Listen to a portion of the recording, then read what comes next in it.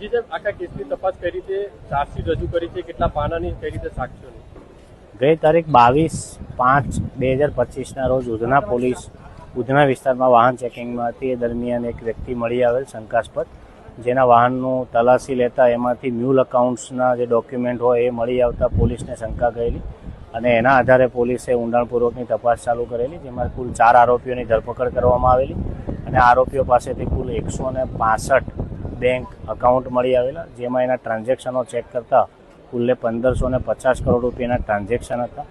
જેમાં ઊંડાણપૂર્વકની તપાસ કરતા આ આરોપીઓ સાથે આરબીએલ બેંકના કુલ 8 કર્મચારીઓ જે સંકળાયેલા હતા અને અલગ અલગ લાભ લઈ, નાણાકીય અને અન્ય લાભ લઈ અને આ ખાતા ખોલવામાં તેઓને મદદ કરતા હતા.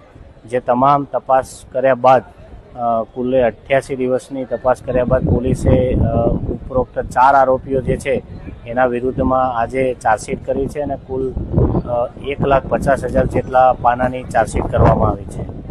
કેટલા સાક્ષીઓ, કયા મહત્વના પુરાવા?